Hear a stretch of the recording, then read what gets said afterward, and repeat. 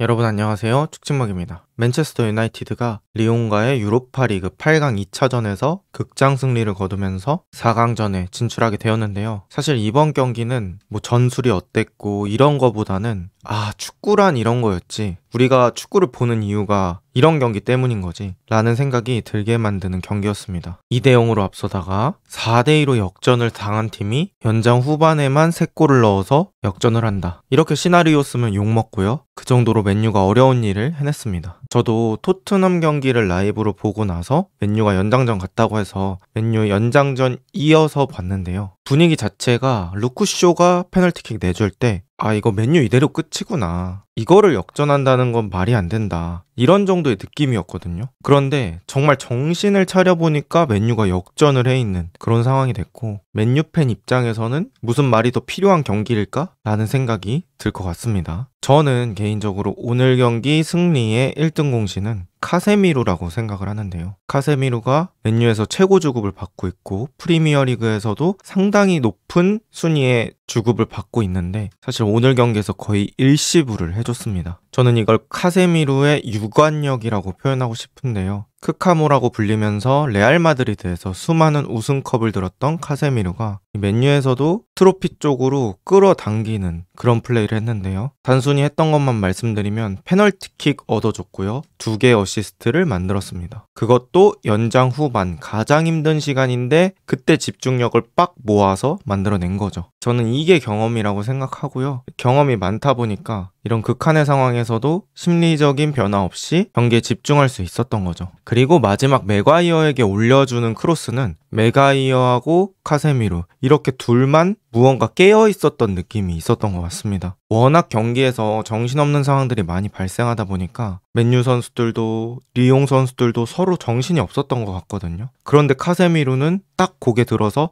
반대편에 맥과이어가 프리하게 있구나, 맥과이어 머리 보고 올리자 해서 크로스 정확한 강도와 정확한 높이로 날아갔고 맥과이어의 헤더, 이게 경기를 끝나게 만들었죠. 카세미루가 35만 파운드, 약 6억 6천만 원 정도의 주급을 받고 있는데요. 이 주급이 가성비가 이번 주에는 되었습니다. 또 경기 내에서 되게 임팩트가 있었던 부분이 있죠. 바로 아모림이 연장 전반부터 연장 후반 넘어가는 사이 시간에 전술 지시를 하는 상황입니다. 센터백에 요로와 루크쇼만 냅두면서 맥과이어를 타겟터처럼 활용합니다.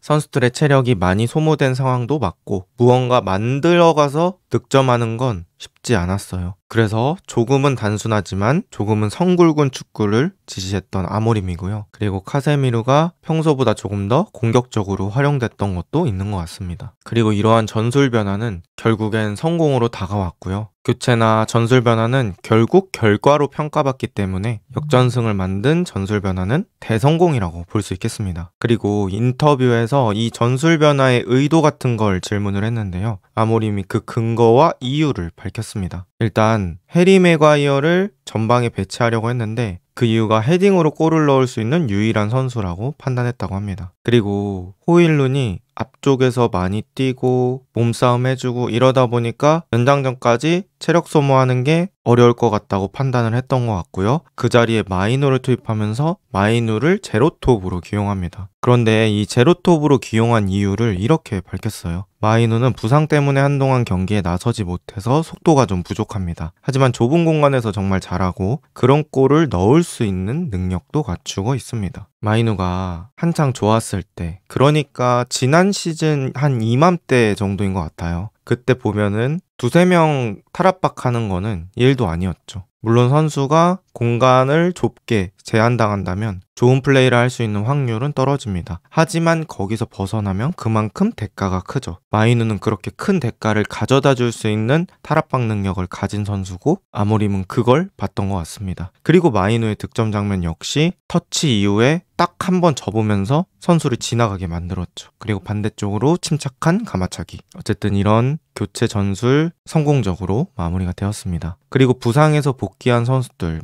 메이슨 마운트나 루크쇼에 대해서도 언급을 했는데요. 메이슨 마운트는 우리에게 경험을 가져다 줬고 루크쇼는 최대 30분 정도만 뛰기로 되어 있었지만 하프타임에 마즈라위가 문제가 생겼고 린델로프는 개인적인 문제로 팀을 떠나야 했습니다. 쉽게 말하면 이렇게 부상으로 오랫동안 쉬다가 돌아온 선수들도 인터뷰에서 도움을 줬다고 말을 해줬고, 루크쇼가 몸이 엄청 가벼워 보이진 않지만 확실히 이 뇌랑 크로스 이런 것들은 나쁘지 않다고 저는 느꼈습니다. 또 멘탈적인 부분들을 언급 안 할 수 없겠죠. 이번 승리가 가져올 믿음에 대해서도 얘기를 했는데, 때로는 전술적이거나 신체적인 측면만 고려하기도 하지만 이런 순간들은 선수의 마음을 크게 바꿀 수 있습니다 라고 얘기를 했는데요. 저도 매우 동의합니다. 사실 축구는 물론 데이터적인 것들이 많이 들어가기도 하고 과학적인 것도 많이 들어가지만 결국에는 이 멘탈리티가 정말 중요하다고 생각을 하는데요. 흐름을 타면 데이터적으로는 말이 안 되더라도 실제로 일어나는 경우들이 많습니다. 그리고 그게 우리가 축구를 보는 이유가 되겠죠. 근데 이런 맨유의 대역전승 같은 그런 것들이 라커룸 분위기에도 아주 영향을 많이 미칠 것이고요. 앞으로 치러지는 맨유의 경기들에 있어서도 할 수 있다는 그런 의지, 동기부여 이런 것들을 충분히 심어줄 수 있다고 생각합니다. 그리고 경기 내적으로 좀 보자면 저 개인적으로는 맨유의 첫 번째 골 과정이 아주 좋았다고 느꼈습니다. 마즈라위가 공 잡고 있을 때 브루노가 환상적인 오프더볼로 인해서 띄워주고, 그때 마즈라위의 패스, 그리고 브루노가 측면 쪽으로 공을 가지고 있을 때 가르나초가 왼쪽에 있다가 오른쪽으로 숫자를 늘려주면서 좋은 퍼스트 터치, 그리고 컵백 나가기 전에 호일룬이 수비수 하나 데려가고 그때 프리하게 있던 우가르테가 뒤쪽에서 달려오면서 깔끔한 마무리. 이거는 완전히 팀골이고요. 특히나 이 가르나초의 퍼스트 터치와 컵백 아주 좋았다고 말할 수 있겠습니다. 또 전반전의 경기 내용 자체는 상당히 괜찮았다고 느꼈고, 심지어 2대0으로 앞서가는 성과까지 얻어냈습니다. 특히나